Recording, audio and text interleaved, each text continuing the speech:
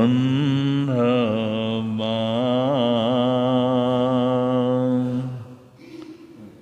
जख रखस किन्नरा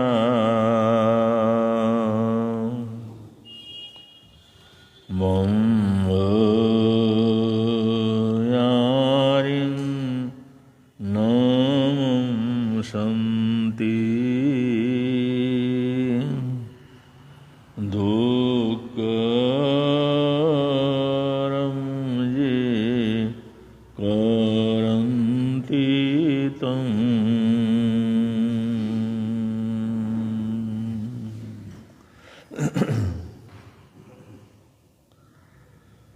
त्रिभुवन पीड़ारणहार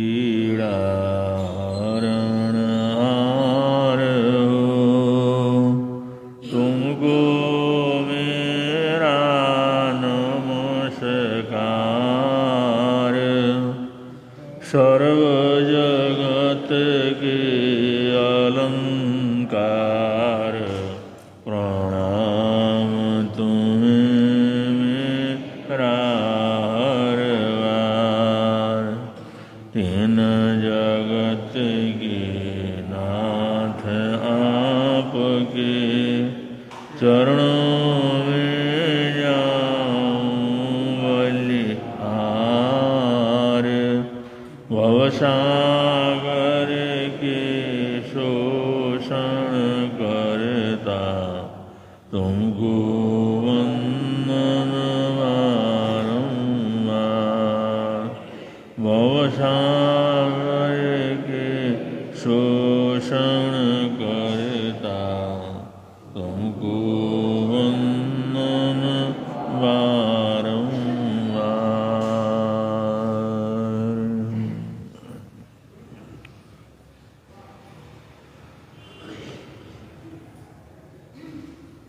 जैन आगम अनुयोग के बीच में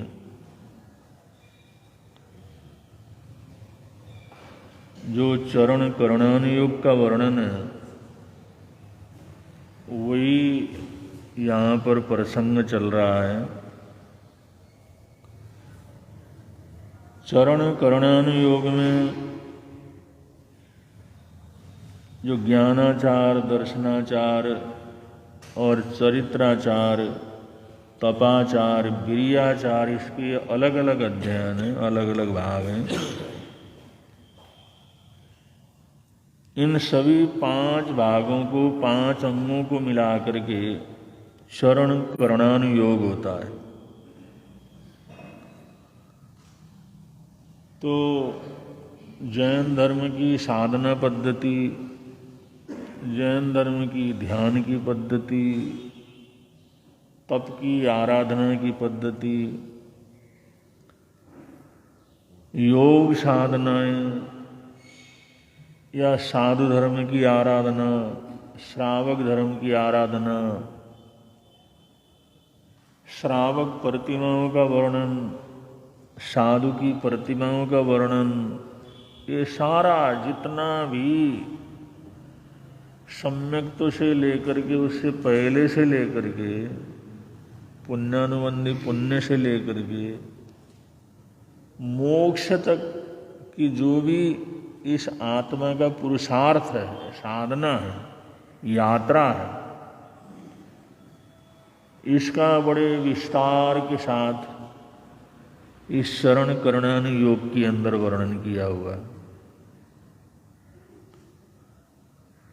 सिर्फ तत्वों को जानने से जो कि द्रव्यानुयोग के अंदर है, सिर्फ गणित को सीखने से जो गणितानुयोग के अंदर है, सिर्फ धर्मानुयोग को सीखने से, केवल धर्म कथाओं को सुनने से इस आत्मा की परम गति नहीं हो सकती। वो इसमें सहायक होते हैं अगर वो चरित्राचार के ऊपर आगे बढ़ता है। चरित्राचार की आराधना करता है या चरण करणानुयोग की आराधना जिस समय करता है तो द्रव्यानुयोग भी उसका सहायक हो जाता है, गणितानुयोग भी उसका सहायक हो जाता है और धर्म कथानुयोग भी उसकी सहायता करता है। ये सब सहायक हो जाते हैं, उसको चरण करणानुयोग के अंदर गति देने के कारण हो जाते हैं। उसमें जो गति पैदा होती है, शक्ति पैदा होती है, आगे बढ़ने का साहस पैदा होता है, आगे बढ़ने का बल पैदा होता है, ये सारी आध्यात्मिक शक्तियाँ, आध्यात्मिक ताकतें, आध्यात्मिक बल, ये सब प्रारंभ होता है चरण करणानुयोग से। क्योंकि अब आचरण ही नहीं है तो फिर वो उसका भी अर्थ नहीं रह जाता है।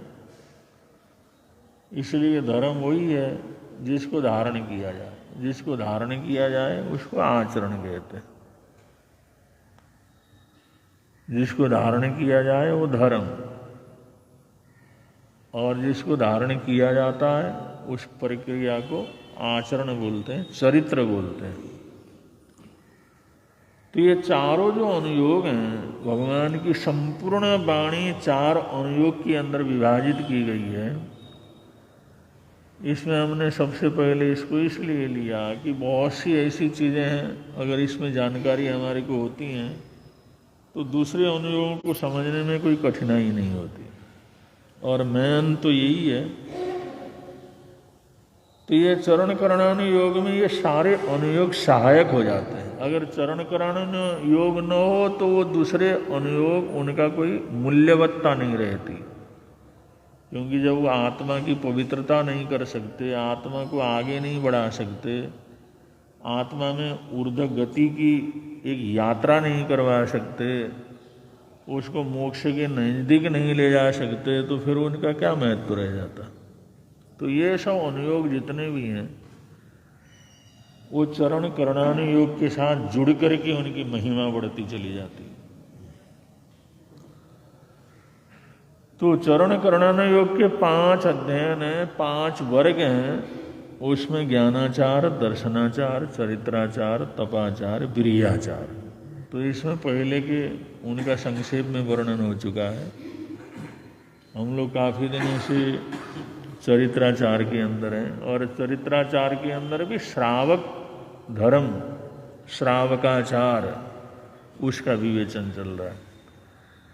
और श्रावकाचार में जो बड़े महत्वपूर्ण जो है अंग है, महत्वपूर्ण जो चीज़ें हैं उनको पहले हम बतला चुके हैं।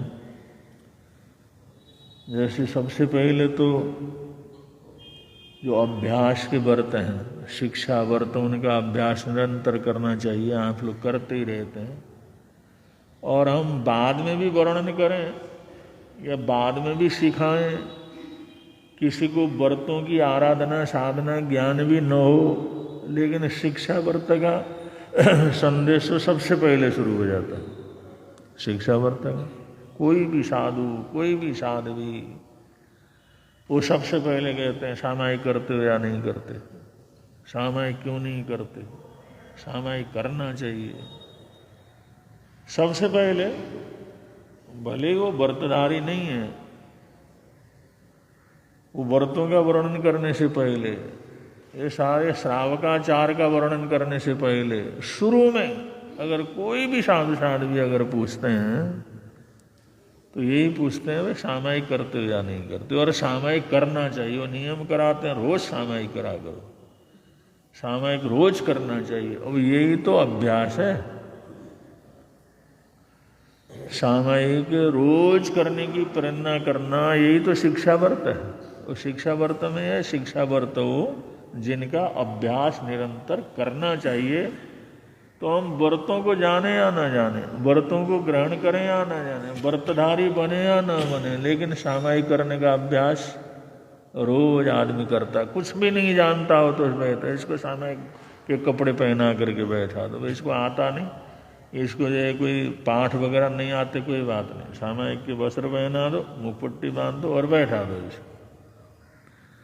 तो अभ्यास करने कर से तो होता है। अभी स्कूल में बच्चा जाता है, अभी बिल्कुल पहले आया है, तो उसको भी उसी तरह वर्दी पहना करके जब वो धीरे धीरे अभ्यास करते करते जो एक भी अक्षर नहीं जानता, वो बड़ा भारी पंडित हो जाता है, विद्वान हो जाता है। तो ये शिक्षा व्रत हमारे अभ्यास के हैं। तो चारों शिक्षा व्रत अभ्यास के हैं, जिनका पहले वर्णन किया जा चुका है। शिक्षा व्रतों के विवचन के बाद हम अणुव्रतों की तरफ आगे बढ़े कि 5 अणुव्रत, और 5 अणुव्रतों में संक्षेप में पहला अणुव्रत, संक्षेप में दूसरा अणुव्रत, तीसरा अणुव्रत हुआ, चौथे अणुव्रत की थोड़ी चर्चा यहाँ पर चल रही है। तो ये चौथा जो अणुव्रत है या चौथा जो व्रत है, चौथा महाव्रत है, जिसको ब्रह्मचार्य व्रत कहते हैं, जिसको शील व्रत कहते हैं, जिसको सदाचार का व्रत कहा जाता है। तो इन सभी बातों से जिस व्रत को बड़ा व्रत बोला जाता है, चौथा व्रत बोला जाता है, दुष्कर व्रत बोला जाता है, तो इस व्रत का यहाँ पर विवेचन प्रसंग के अनुसार हम लोग कर रहे हैं। तो ये ब्रह्मचार्य व्रत, चौथा व्रत, या स्थूल जो है ये श्रावक श्राविकाओं के लिए स्थूल रूप से जो शील व्रत की, कुशील के विरमण करना है और शील की आराधना करनी है, शील सदाचार की आराधना करनी है। तो इस व्रत में सबसे महत्वपूर्ण बात तो ये है, पहले बतलाया था कि जो ऊर्जा है, जीवनी ऊर्जा है, उसका ऊर्ध्वारोहण करना, ये ब्रह्मचारियों के लिए सबसे पहला जो अभ्यास रहता है। जो जीवनी ऊर्जा है, और ये जीवनी ऊर्जा या प्राण ऊर्जा जो मनुष्य के जीवन को चलाने वाली शक्ति है, वो शक्ति जब किसी समय वेग से चलती है, जैसे शांत समुद्र है, उसके अंदर आंधी आनी शुरू हो जाती है, लहरें बननी शुरू हो जाती हैं। तो इसी तरह जैसे मूलाधार चक्र से जिस समय वो शक्ति की आंधी कभी आने लगती है, और वो शक्ति ऊपर बढ़ करके फिर आगे अलग अलग चक्रों में, फिर मूलाधार चक्र से स्वाधिष्ठान चक्र में, स्वाधिष्ठान चक्र से मणिपुर चक्र में, मणिपुर चक्र से हृदय चक्र में, हृदय चक्र से विशुद्धि चक्र में, और विशुद्धि चक्र से आगे बढ़ने के बाद उस आज्ञा चक्र में, और आज्ञा चक्र से आगे वो शक्ति बढ़ती है तो फिर सहस्रार चक्र सिर के ऊपर क्या करती है, रीढ़ की हड्डी से बिल्कुल पिछले निचले कोने में जो मूलाधार चक्र है, वहां से चली हुई ऊर्जा धीरे धीरे बढ़ते बढ़ते बढ़ते सहस्रार चक्र में चला जाता है। तो उसमें ब्रह्मरंध्र खुलना बोलते हैं, महाज्ञानी हो जाता है आदमी, बोध प्राप्त कर लेता है। वहाँ केवल ज्ञान वगैरह का तो वर्णन नहीं है, वो कहते हो बोध प्राप्त कर लेता है। अगले ने बोध प्राप्त कर लिया, ज्ञान प्राप्त कर लिया, ऋषि हो गया, मुनि हो गया। तो अब आज्ञा चक्र के अंदर जब पहुंचती है तो जो चीज़ हम नहीं जानते, हम सोच भी नहीं सकते, हम देख भी नहीं सकते, वो सब सोचना, जानना, देखना शुरू कर देता है। चाहे मन से देखे, चाहे विचारों से देखे, चाहे कल्पनाओं से देखे, वो सब कुछ देखना शुरू कर देता। आज्ञा चक्र में जाने के बाद ऐसी ताकत पैदा होती है। एक तो ये चौथा जो व्रत है, ये जो है हमारी आत्मा के अंदर जो ऊर्जा है उसका ऊर्ध्वारोहण करके जीवन को मूल्यवत्ता देने के लिए। और क्योंकि ये प्राकृतिक घटना है, ये प्राकृतिक ऊर्जा है, ये हर मनुष्य के अंदर उठने वाली ऊर्जा है, और प्रकृति के हिसाब से सिर्फ दूसरे चक्र तक ही वो उठता है। दूसरे चक्र तक उठा और जो है उसका फैलाव शुरू हो गया, परिवार के रूप में, बाल बच्चों को पैदा करने के रूप में, जनरेशन आगे चलाने के रूप में, फिर उसके साथ एक के बाद दूसरे रिश्ते शुरू हो गए, फिर दूसरा चक्र फैलते फैलते सारा संसार हो जाता। उस प्रकृति को तीसरे चौथे से कोई मतलब नहीं। तुम अगर ले जाते हो तो ठीक है, नहीं ले जाते हो तो हमारा काम तो हो गया। तो इसलिए कहते हैं ये कामना वासना तो हर प्राणी हर मनुष्य के अंदर उठती है, वो ज्वर उठता है। और वो श्रेष्ठ जन होते हैं जो स्वादिष्ठान चक्र से ऊपर को उस ऊर्जा को उठाना शुरू कर देते हैं और उसका ऊर्जा का उपयोग दूसरी चीजों में करते हैं, जैसे कलाओं में कर लिया, लेखन कलाओं में कर लिया। एक एक आदमी ऐसे पुस्तक लिखता है जिसकी कोई कल्पना नहीं कर सकता। एक एक आदमी ऐसे चित्र बनाता है जिसकी कोई कल्पना नहीं कर सकता। 1000 तरीके से प्रयत्न करो फिर भी चित्र नहीं बनता अगला, लेकिन उसकी मेहनत है, उसके लगता है, मन वचन का ऐसे लगता है, कोई चीज ऐसी बनाता है। आजकल तो टाटअप के अंदर छोटे छोटे बच्चे ऐसी ऐसी चीज बनाते हैं। वो कहते कब बनाए, हमने जो है 2 साल लगा के बनाया, 3 साल लगा करके बनाया, किसी को समाचार लेने नहीं दिया और पैसे चुरा चुरा करके चीजें ला करके रात को बैठ करके बना ऐसे। अब ऐसा करने वाला व्यक्ति जो इस ढंग से लगा हुआ हो, उसके अंदर कामनाएं वासनाएं ये सोचने का मौका ही नहीं मिलता। न उसको खाने का पता लगता है, न पीने का पता लगता है, न मनोरंजन की बात होती है। एक धुन में लग जाता है तो उसमें लगते लगते कुछ न कुछ क्रिएटिविटी दुनिया को देता है। अगर ऐसा कुछ नहीं करता तो सिर्फ बच्चे पैदा कर लेता है, वही दुनिया को देता है। अगर ऐसा उस ऊर्जा का ऊर्जारोहण करता है तो दुनिया को ऐसी ऐसी चीज देता है जिसको वैज्ञानिक उपकरण कहते हैं। किसी ने जहाज बनाया, किसी ने रॉकेट बनाया, किसी ने कोई इंजन बनाया और किसी ने बिजली जो पैदा करने का किया, उसको इकट्ठा करने का किया, वो मिशन। अब ये चीज बनाने में थोड़ा टाइम लगा, अरे वैज्ञानिक सारी जिंदगी की जिंदगी लगा लेते हैं, पीढ़ी दर पीढ़ी जिंदगी लगा देते हैं, सारी जिंदगी सारी जमानी उसमें खपा देते हैं, तब जाकर के कोई नई चीज दुनिया के सामने आती है। वो पैदा करता है, उसने एक चीज तो पैदा की ना, एक अद्भुत चीज पैदा की। तो ऐसे दुनिया के अंदर जितने भी कलाओं का 64 प्रकार की कलाएं, 72 प्रकार की कलाएं, उन कलाओं के अंदर पारंगत होता है। एक एक कला के अंदर पारंगत होता है तो विश्व के अंदर प्रसिद्ध हो जाता है। वो खेल के मैदान में जाने वाला एक खेल के अंदर अगर जो है बुढ़ता चला गया तो और कुछ भी नहीं जानता हो, सारी दुनिया के अंदर उसकी प्रसिद्धि हो जाती है। लेकिन उसके लिए बिना श्रम के थोड़ी होता है। वो जो हमारी ऊर्जा है वो संसार को बढ़ाने वाली ऊर्जा है, भोगों को बढ़ाने वाली ऊर्जा है, संसार का निर्माण करने वाली ऊर्जा है। उस ऊर्जा को उसको बनाने में लगा देते हैं, वो ब्रह्मचारी होता है, वो ब्रह्मचारी होता है।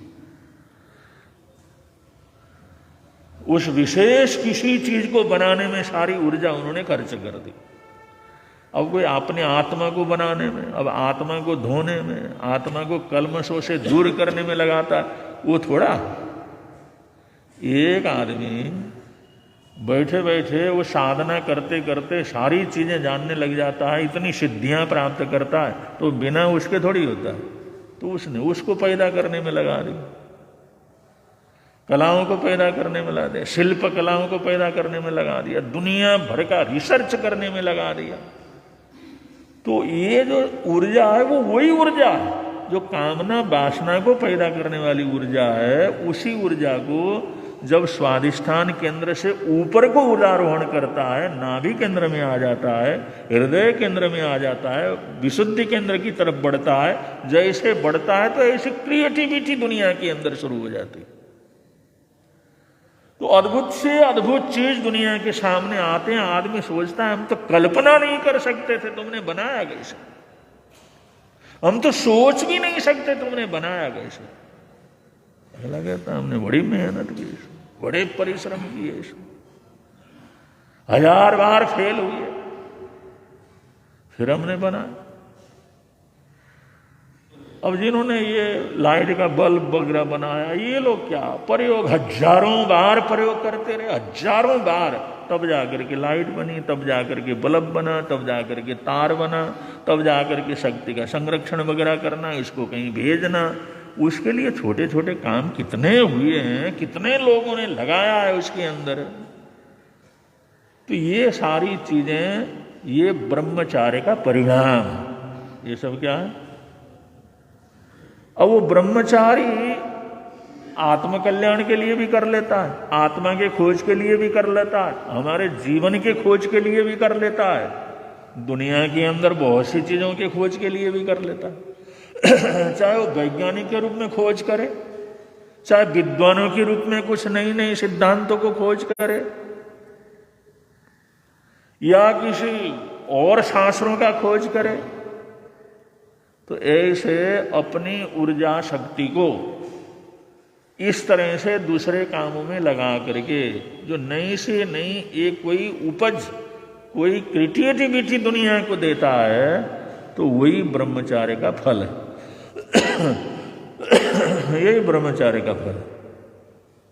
अगर ब्रह्मचारी कोई न हो, ऐसा करने वाला न हो, तो दुनिया के अंदर वैसा का वैसा हो जाए जैसे हजारों लाखों वर्ष पहले जैसे बंदर थे या भालू थे या शेर थे या चीते थे, अपना चल रहे हैं अपना, क्रिएटिविटी तो कुछ हुई ही नहीं। तो इसलिए शास्त्रकार कहते हैं ये सारी उपलब्धियां जो हुई हैं ये ब्रह्मचार्य का परिणाम।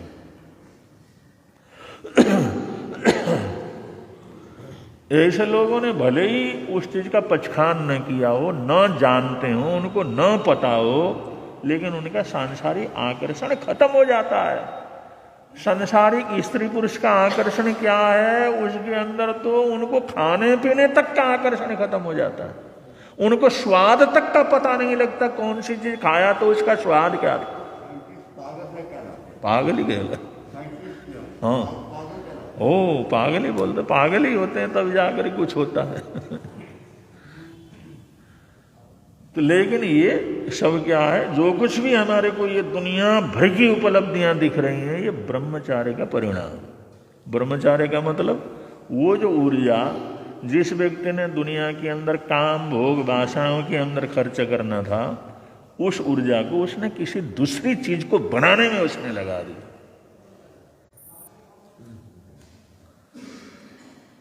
अब वही से तो एक छोटा सा बच्चा होता है, वो भी तो दुनिया का अद्भुत चीज है, वो भी कोई ब्रह्मांड ही है पूरा। अब ये दूसरी चीज ही बनाते हैं, वो भी अद्भुत से अद्भुत बनाते। क्रिएटिविटी, अद्भुत से अद्भुत क्रिएटिविटी जो बनाने वाला है, रचना करके देने वाला है, उसको पैदा करने वाला है, ये ब्रह्मचार्य की शक्ति है, ब्रह्म शक्ति है। इसको ये हमारे जीवन की ऊर्जा शक्ति है। इसलिए शास्त्रकार कहते हैं यही ऊर्जा है, यही शक्ति है जो आत्मा में परमात्मा को पैदा कर लेता है, देवता को पैदा कर लेता है, देव शक्तियों को पैदा कर लेता है। जो देवता कर सकते हैं वो मनुष्य करना शुरू कर देता है। शरीर को जो तरह तरह के अलग अलग रूपों में बदलना, जैसे देवता जो है एक रूप को 1000 रूप बना सकता है, ऐसी शक्ति पैदा कर लेता है। विग्रहण की शक्ति पैदा कर ले, छोटा हो सकता है, बड़ा हो सकता है, किसी रूप में पैदा हो सकता है। तो ये क्या हुआ, तपस्या के साधना से, वो भी उसी ऊर्जा का परिणाम है। और उसमें तप के द्वारा, जप के द्वारा, मंत्र सिद्धियों के द्वारा या भावनात्मक पवित्रता के द्वारा उसके अंदर उसको लगा करके उसने ऐसी शक्तियां प्राप्त करी जो देवताओं को प्राप्त होता है। ये भी ब्रह्मचार्य का परिणाम। तो सिद्धियां जितनी होती हैं, और ये दुनिया की अद्भुत से अद्भुत सिद्धियां उन्हीं लोगों ने दिया है जो ब्रह्मचार्य, उस जीवनी ऊर्जा को एक संसार के लिए खर्च न करके, एक पैसा कमाने के लिए, दूसरी चीजें कमाने के लिए, या यश गौरव के लिए, या आसक्ति के लिए, भोग विषय वासनाओं के लिए खर्च न करके उस चीज से ऐसी चीज पैदा करके दुनिया को दिया जो हजारों लाखों करोड़ों लोग आराम से जिंदगी को क्या करते हैं, जीते हैं। आज वैज्ञानिक साधन वही तो है। तो ये सब ब्रह्मचार्य का ही परिणाम है, उसके परिणतियां हैं। तो ये एक तो इस पर का आत्म कल्याण के लिए भी होता है, संसार कल्याण के लिए भी होता है। वो संसार कोई दुरुपयोग करे तो बात अलग है, लेकिन है तो संसार कल्याण के लिए वो चीजें बना करके दिया है। अब ये दुरुपयोग करना या सदुपयोग करना अपने विवेक के ऊपर है, अपने सोच के ऊपर है। बनाने वाले तो अद्भुत चीज बना करके दे दिया। उन्होंने कहा बच्चे पेट में ही जो परेशान हो जाते हैं, दुखी हो जाते हैं, लंगड़े पैदा हो जाते हैं, लूले पैदा हो जाते हैं, ऐसा काम होना चाहिए कि जन्म लेने से पहले उनका इलाज हो सके। लगे रहे लगे रहे लगे रहे, उन्होंने ऐसा इंस्ट्रूमेंट बना लिया जिससे जो पेट के अंदर बच्चा है उसी समय पता लग जाए कोई बीमार है या नहीं, कोई बीमारी है या नहीं। उसके आंखों में, कानों में, नाक में, किसी शरीर के बनने में कोई पूरा का पूरा प्रोसेस हो रहा नहीं हो रहा, जिससे देखें तो कम से कम बीमार बच्चा पैदा न हो। उनके बच्चे होते पेट के अंदर ही उसका इलाज हो सके, शुरू के अंदर इलाज हो सके, उसके लिए मिशन बनाया। और ये तो संसार के कल्याण के लिए बनाया था। लेकिन उससे फिर ये पता लगाने लगे ये अंदर लड़की है या लड़का है। तो लड़का है तो रखो, लड़की है तो पेट में ही मार दो, खत्म कर दो। और वो बनाने वाले ने तो अद्भुत चीज बना ली, बनाने वाले ने तो कल्याण के लिए बनाया, बनाने वाले के तो दुनिया के हित के लिए बनाया, हर बच्चा स्वास्थ्य जन्म ले इसलिए बनाया। लेकिन प्रयोग करने वालों ने उसी को ऐसा हथियार बनाया, जन्मों जन्मों के लिए नरक जाने का रास्ता बना लिया। पता नहीं कितने लड़कियों को मारा, खत्म किया, नष्ट कर दिया, पेट के अंदर ही बर्बाद करने की मुहिम चली। उसके अंदर फिर कितने कानून और कायदे बनाने पड़े। तो चीज जो बनाने वाला होता है वो तो ब्रह्मचारी होता है, वो तो हितकार होता है, वो तो संसार के कल्याण के लिए करता है। और वो चीज पाने वाला वो किस तरह से प्रयोग करे, किस तरह से करे, उसके ऊपर है। तो ये चौथा व्रत इसलिए भी महत्वपूर्ण है। हम कुछ होना चाहते हैं, कुछ बनना चाहते हैं, तो इसका सहारा लेना बहुत जरूरी है। उस शक्ति का संरक्षण करके, उस शक्ति का, उस ऊर्जा का, उस वीर्य का संरक्षण करके फिर दूसरे कामों के अंदर लगाने की जरूरत है। जिस काम के अंदर लगाएंगे वहीं पर कुछ न कुछ नई चीज वहां पर पैदा हो जाएगी उसमें। तो ये तो दो रूप हुए इसके। और एक तीसरा है इसका, नारी सम्मान। ब्रह्मचार्य व्रत, चौथा व्रत का मतलब है नारी का सम्मान हो, नारी का आदर हो, नारी जाति के ऊपर अन्याय अत्याचार हो। क्योंकि प्रकृति के हिसाब से नारी या बच्चे या गरीब ऐसे लोग हैं जो हर समय उनके ऊपर अन्याय अत्याचार हुए। अमीर आदमी, शक्तिशाली आदमी कमजोर या गरीब के ऊपर अत्याचार करता रहा। क्योंकि चीजें होती हैं, अभिमान होता है, अभिमान होता है उनको कीड़े मकोड़े समझना शुरू कर देता है। आदमी को सत्ता मिलती है, पैसा मिलता है, साधन मिलता है, उसका अभिमान होता है, अभिमान होता है तो अंधा हो जाता है। और गरीबों को क्या समझता है? कीड़े मकोड़े समझता है। ये तो हमारे लिए पैदा हुई है, ये तो मरने के लिए पैदा हो रहे हैं।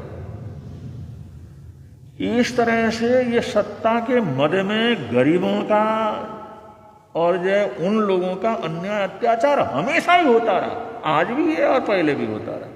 इसी तरह बच्चों के ऊपर, क्योंकि बच्चा अपने ऊपर नहीं रहता, बच्चों के ऊपर भी होते हैं, वृद्धों के ऊपर जो एकदम वृद्ध हुए वो भी अन्याय अत्याचार के शिकार हो जाते हैं। और महिला, अब महिलाओं को समाज ने अगर शक्ति दी, समाज ने संवारा, समाज ने अधिकार दिए तो महिला शक्तिशाली बनी। अगर इन्होंने अधिकार नहीं दिए तो हमेशा अन्याय अत्याचार के अंदर ही रहे। अब कानून बने, कायदे बने, भाई लड़कियों को पढ़ाना है, उनकी सुरक्षा करनी है, और वरना समाज के अंदर ऐसे ऐसी सोच पैदा होते हैं। अपने घर के अंदर महिलाओं का अत्याचार कितना होता, और किसी भी इतिहास को उठा करके पूछो तो उसके अंदर कितने कितने अन्याय अत्याचार हुए। और आज भी बड़ा समाज है जो महिलाओं को कोई अधिकार देता ही नहीं। उन्होंने कहा इनका तो काम क्या है, घर में रहो, बच्चे पैदा करो, उनको पालो, पढ़ने की क्या जरूरत है, काम क्या करना है। ये सब सारी दुनिया में है ना। कुछ जो ये देश संभले हैं, कुछ देशों ने इसमें कानून कायदे बनाए हैं, वरना करोड़ों करोड़ों जो है संख्या के अंदर महिलाओं के ऊपर अन्याय अत्याचार तो है। तालिबान का जिस समय राज हुआ उससे पहले जितने कॉलेज थे, जितने स्कूल थे, और लड़कियां पढ़ पढ़ करके BA MA जो चल रही थी, आते ही उन्होंने बैन लगा दिया, कोई नहीं पढ़ सकता, नौकरी नहीं कर सकता। ये तो सामने की घटना है, पूरे देश में हो गया, मिनटों के अंदर हो गया। बुर्का नहीं लगाओगे तो तुम्हारे तो खत्म कर देंगे, मार देंगे, गोली मार देंगे। कैसे जाते हो स्कूल, क्या जरूरत है यहाँ पढ़ने? देखते देखते अधिकार होते ही सारी स्त्री शिक्षा उसको खत्म कर दी, उनका काम करना खत्म कर दिया, जो भी उन्होंने किया था वो सारा मिनटों के अंदर खत्म कर दिया। तो ये जो चौथा व्रत है ये नारी के सम्मान से संबंधित, कि नारी जाति का सम्मान करो, उनको बराबर के अधिकार दो, क्योंकि दुनिया के अंदर आगे बढ़ने के लिए उनके सहयोग की ही सबसे बड़ी जरूरत है। लेकिन अगर इतिहास को देखें, प्राचीन समय को देखें, दुनिया भर के इतिहास को देखें, तो नारी जाति के ऊपर जितने अन्याय अत्याचार हुए हैं पशुओं की तरह हुए। तो ये व्रत हमारे को करता है उनकी इच्छाओं का, उनकी कामनाओं का, उनकी जरूरतों का, उनके अधिकारों का संरक्षण करना। ये संरक्षण ब्रह्मचारी कर सकता है। भगवान महावीर स्वामी ने कहा नहीं, उस समय कोई वेद नहीं पढ़ सकते थे, यज्ञ में नहीं जा सकते थे, होम वगैरह नहीं कर सकते थे, वेदों को कंठस्थ नहीं कर सकते थे। भगवान महावीर स्वामी ने कहा है जितना आदमी कर सकता है उतना ही धर्मज्ञानी स्त्री भी कर सकती है।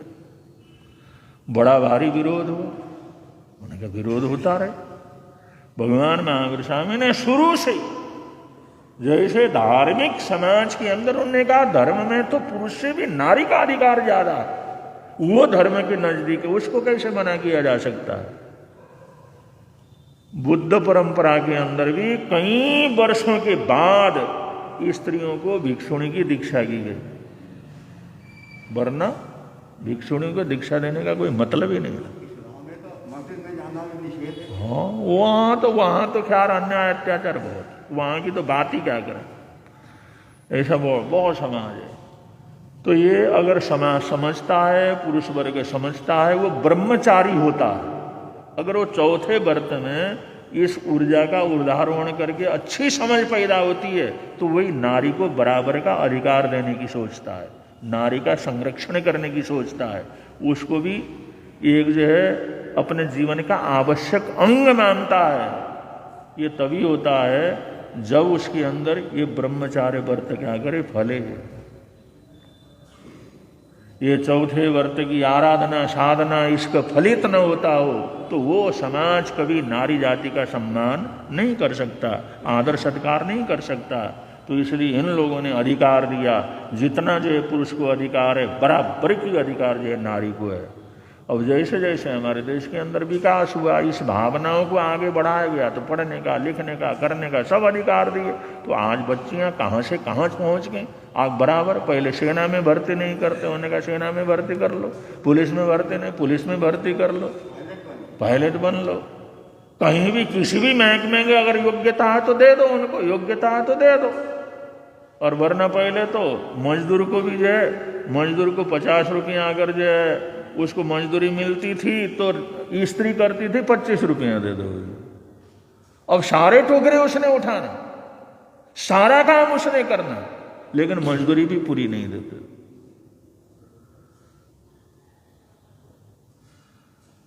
जैसे बच्चों का शोषण होता है, बाल मजदूरी के कितने कानून बने हुए हैं, फिर भी हजारों आज फैक्ट्रियां ऐसी हैं जहां पर बाल मजदूरों से ही काम करवाया जाता। तो ये जो चौथा व्रत है ना, ये सिर्फ हमारे को पहचान कर लिया सिर्फ वहां तक नहीं, ये व्रत महाव्रत है। ये ऐसे महाव्रत हैं, एक एक महाव्रत को अगर विशेष रूप से हम अपना लेते हैं तो समाज की हर समस्या का समाधान उसके अंदर होता है। तो कहाँ क्रिएटिविटी के लिए, कहाँ शोध के लिए, कहाँ नए नए अनुसंधान के लिए, कहीं नारी जाति के सम्मान के लिए, उनके उत्थान के लिए, उनके अधिकारों के संरक्षण के लिए ये जो ब्रह्मचार्य व्रत है और जो ब्रह्मचारी होगा वो नारी का मान सम्मान करेगा। क्योंकि बहुत से महात्माओं को भी कभी जाओ तो सुनो, बूढ़े बूढ़े जो महात्मा, बड़े जटाधारी महात्मा, वो भी अगर उसके पास से कोई लड़की गुजरती है तो कहते माता जी, वो माता जी बोलते हैं। कोई छोटी सी बच्ची भी गुजरे ना उसको माता जी बोलते हैं, माता जी अलाओ माता जी। अरे कोई देने के लिए आ जाए, जैसे बच्चा जो देते हैं भीख देने के लिए, भिक्षा देने के लिए आते हैं, माता जी दे दो, उनको माता जी के नाम से। क्योंकि माता का संबंध, माता का सम्मान सबसे बड़ा, नारी जाति के लिए मां का सम्मान सबसे बड़ा सम्मान।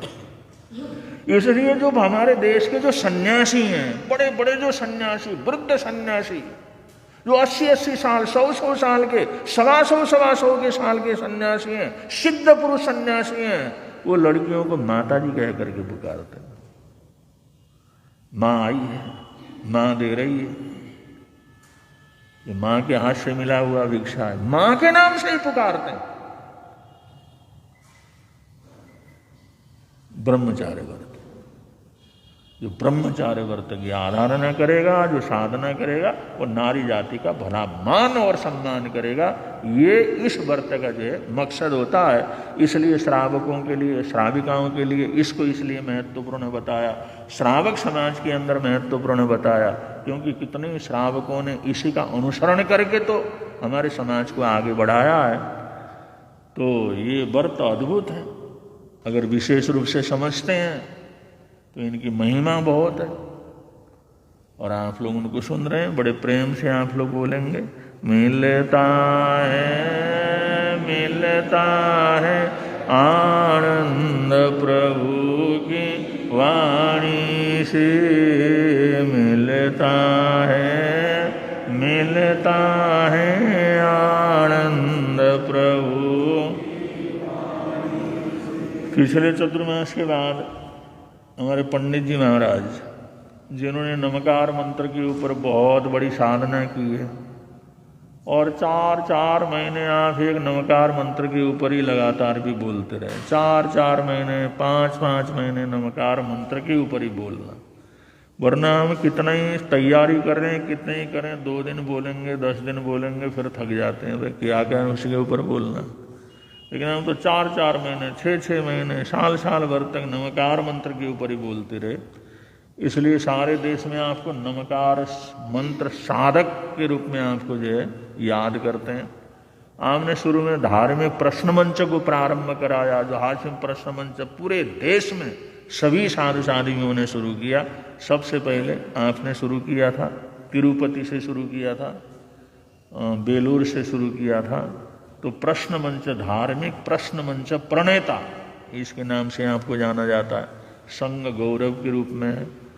और चतुर्मास से पहले आपने 6 संतों के साथ यहाँ से विहार किया, और हरियाणा में गनौर के अंदर भव्य चतुर्मास किया। शुरू से लेकर के आखिर तक जो आने वाले, बल्कि बढ़ते रहे, घटे नहीं। संवत्सरी तक तो आते, उससे बाद और रौनक रही। और गनौर से आने वाले जैन, नॉन जैन, जाट, ब्राह्मण, पता नहीं कौन कौन आते रहे। उन्होंने कहा महाराज ऐसा अद्भुत चतुर्मास हुआ, ऐसा बढ़िया चतुर्मास हुआ, इतना लाभ मिला।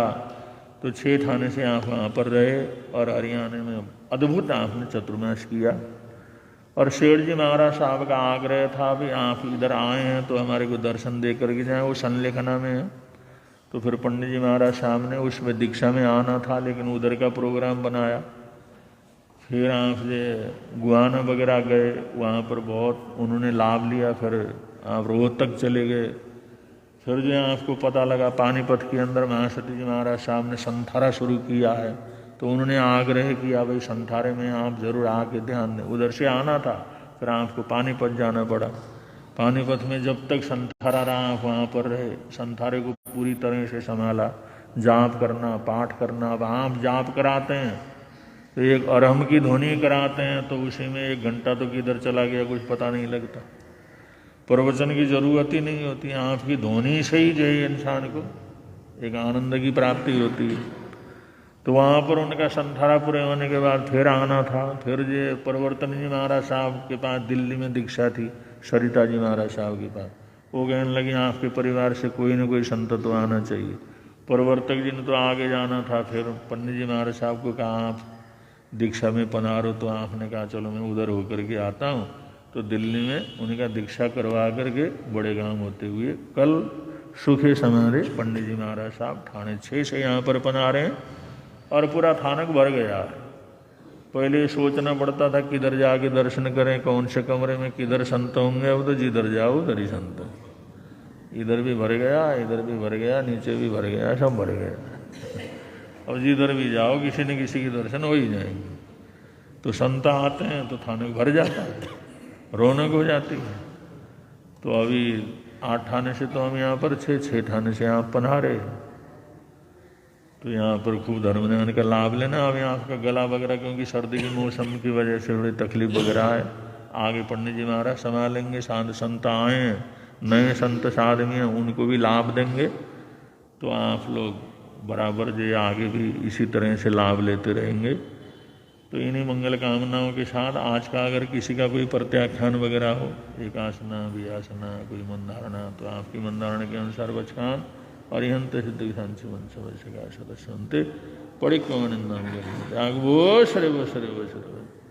आज का जाप है श्री सिमंदर स्वामी भगवान को वंदन बारंबार। श्री सिमंदर स्वामी भगवान को वंदन बारंबार। श्री सिमंदर स्वामी भगवान को वंदन बारंबार। श्री सिमंदर स्वामी भगवान को वंदन बारंबार। श्री सिमंदर स्वामी भगवान को वंदन। अब संघ की तरफ से सूचनाएं हैं, उसके बाद मंगल पाठ।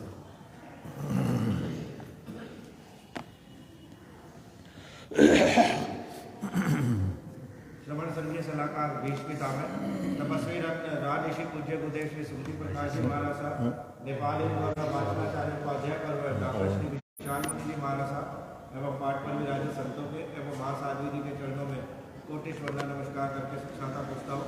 गुरु निहाल दरबार में पधारे सभी को सादर जय जय। बाहर से पधारे गुरु दर्शना सभी अतिथियों का श्री एस जैन सभा रजिस्टर्ड जयनगर मेरठ हार्दिक स्वागत करती है, अभिनंदन करती है। आपकी नाश्ते एवं भोजन की व्यवस्था जैन भवन बरात घर पर की गई है। कृपया पधार कर अनुग्रह करें, हमें सेवा का मौका अवश्य प्रदान करें। अब जयकारी बोले शासनपति श्रवण भगवान महावीर स्वामी सभी आचार्य वर्तमान आचार्य सम्राट डॉक्टर शिव मुनि जी महाराज की जय। भो तपस्वी स्वामी श्री निहाल चंद जी महाराज की जय। दादा गुरुदेव स्वामी श्री खूबचंद जी महाराज की जय। संत रक्षक स्वामी श्री फूलचंद जी महाराज की जय। देवलोकगामी उत्तर भारतीय प्रवर्तक गुरुदेव श्री शांति स्वरूप जी महाराज की जय। पंडित रत्न उपाध्याय श्री हेमचंद जी महाराज की जय। श्रवण संघीय सलाहकार भीष्म पितामह तपस्वी रत्न राजऋषि पूज्य गुरुदेव श्री सुमति प्रकाश जी महाराज की जय। नेपाल हिंद गौरव भाषणाचार्य उपाध्याय पर डॉक्टर श्री विशाल जी महाराज की जय। उत्तर भारतीय प्रवर्तक राष्ट्र संत श्री आशीष मुनि जी महाराज की जय। नवकार वन साधक पंडित श्री विचक्षण मुनि जी महाराज की जय। उप पर्वतनी महासाध्वी श्री सरिता जी महाराज की जय। सब साधु साधियों की जय। जय धर्म की जय। श्रवण संघ की जय। आज के आनंद की जय। आज हमारी धर्मसभा में ठेठ बम्बई से श्री सौरभ जी जैन आए हैं, उनके साथी आए हैं, उनके परिवारजन आए हैं, पीछे बैठे हुए हैं। ये परिवार शुरू से ही गुरु महाराज से जुड़ा हुआ है। सन 48 से ही जो है ये सब जुड़े हुए हैं। गुरु महाराज के प्रति अटूट श्रद्धा सद्भावना रखते रहे। इधर से आप लोग मुंबई के अंदर चले, वहाँ पर होते हुए भी हमेशा ही आना जाना और हमेशा ही गुरु परिवार के साथ और जैन नगर मेरठ के साथ ये जुड़े रहे। अभी महासती सिद्धायिका जी महाराज साहब वहाँ पर बम्बई में विराजमान हैं, 2 साल से वो काम कर रही हैं। तो उनका सबसे ज़्यादा सहयोग पूरा संभालने का हमारे सौरभ जी कर रहे हैं। पूरी तरह से उनका, क्योंकि वो विशेष काम के लिए, क्योंकि उनकी इच्छा थी, 50 साल दीक्षा के हुए हैं, तो उसका हमने एक ग्रंथ निकालना है। मैंने कहा भाई ग्रंथ क्या निकालना है, रहने दो। उन्होंने कहा नहीं, ये तो करना है। उन्होंने कहा करना हो तो हम कोई संपादक नहीं देंगे, करना हो तो अपने बलबूते के ऊपर करो। उन्होंने कहा मैं करूँगी इसको, क्योंकि बिना संपादक के ये जो 600 700 पृष्ठ के ग्रंथ निकालना कोई आसान काम नहीं होता, बहुत कठिन काम है। लेकिन सादे मैंने कहा नहीं मैं करूँगा। उन्होंने कहा कोई हम ये देंगे नहीं, क्योंकि जब संपादक को देते हैं तो 6-6 7-7 लाख रुपया तो उनको देना होता है, ऐसा कुछ नहीं करना। सती ने कहा मैं हर हालात में करूँगी। तो बम्बई गए, 2 साल से वहाँ पर हैं, और सौरभ जी पूरा का पूरा प्रेस का दूसरा देखना, आना जाना संभालना, ये परिवार इतना सहयोग कर रहा है। और उनके लिए हम कितना जो बधाई दें, मंगल कामनाएं दें, आशीर्वाद दें, उतना कम है। हमारा हार्दिक हार्दिक मंगल कामनाएं सद्भावनाएं हैं दिल्ली से और मुंबई से। आपका ही परिवार, एक ही परिवार यहाँ पर आया हुआ है, उनको बहुत बहुत साधुवाद, बहुत बहुत मंगल कामनाएं। श्री चत्तारि मंगलम, हरिहंता मंगलम, सिद्धा मंगलम, साहू मंगलम, केवली पुनतो धम्मो मंगलम। चत्तारि लोकोत्तमा, हरिहंता लोकोत्तमा, सिद्धा लोकोत्तमा, साहू लोकोत्तमा, केवली पुनतो धम्मो लोकोत्तमो। चत्तारि शरणं प्रपद्यामि, हरिहन्ते शरणं प्रपद्यामि, सिद्धे शरणं प्रपद्यामि, साहु शरणं प्रपद्यामि, केवली पुनत्तं धम्मं शरणं प्रपद्यामि। ये चार शरण दुख हरण जगत में, और न शरण कोई होगा। जो भव प्राणी करे उसका अजर अमर पद होगा, उसका